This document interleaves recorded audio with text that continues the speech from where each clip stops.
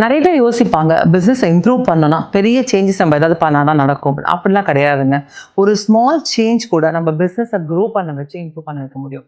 மனோஜ் வந்து ஒரு departmental store நடத்திருந்தாரு. அந்த டிபார்ட்மெண்டல் ஸ்டோர்ல வெரைட்டி ஆஃப் ப்ராடக்ட் ரேஞ்சஸ் வந்து வெறும் ப்ரொவிஷன்ஸ் மட்டும் இல்லாம, பிளாஸ்டிக்ஸ், காஸ்மெட்டிக்ஸ்ன்னு எல்லாமே கொண்டு வந்தாரு.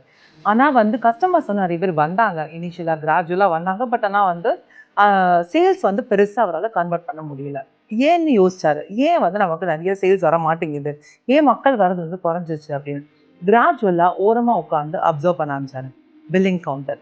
அதாவது 2 பில்லிங் கவுண்டர்ல ஒரு பில்லிங் கவுண்டர்லயும் ஒரு 4 பேர்லேருந்து 5 பேர் வரைக்கும் கண்டிப்பா மினிமம் நின்னுட்டே இருந்தாங்க. ஒருத்தரும் போட்டு முடிக்கிற வரைக்கும் மத்தவங்களால வர முடியாம இருந்தது. இந்த ஃப்ரஸ்ட்ரேஷன் வந்து மக்கள்ட்ட என்ன ஆச்சு? சின்ன சின்ன பில்லிங் பண்றவங்க வந்து குயிக்கா வந்து பண்ண முடியல அப்படிங்கிற ரீசனால ஃப்ரஸ்ட்ரேட் ஆயிட்டு வெளியில போயிட்டாங்க. இத அவாய்ட் பண்றதுக்கு எக்ஸ்ட்ராவா 2 பில்லிங் கவுண்டர எக்ஸ்பான்ஷனுக்கு குடுத்தாரு. சின்ன வேலை தான். 2 பில்லிங் கவுண்டர இன்கிரீஸ் பண்றது மூலமா, அதுல ஒரு பில்லிங் கவுண்டர்ல ஃபாஸ்ட் செக் அவுட்ஸ் அதாவது 1 ஆர் 2 ஐட்டம்ஸ் வாங்குறவங்க இது மூலமா போலாம்.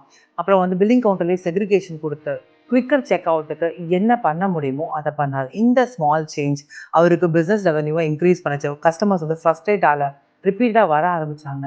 அதனால அவரோட பிசினஸ் குரோ ஆக ஆரம்பிச்சது. நான் முதல்ல சொன்னது தான் இப்பயும் சொல்றேன். ஒரு பிசினஸ பொறுத்தவரைக்கும், நீங்க பயங்கரமான டிராஸ்டிக் சேஞ்ச் பண்ணா மட்டும் தான் நம்ம சேல்ஸ் குரோ ஆகணும்னு அவசியம் இல்லங்க. நீங்க பண்ணக்கூடிய ஒரு சின்ன விஷயம் கூட கஸ்டமரோட எக்ஸ்பீரியன்ஸ இம்ப்ரூவ் பண்ணுச்சுன்னா, கண்டிப்பா சேல்ஸ் வந்து டபுள் ஆகும்.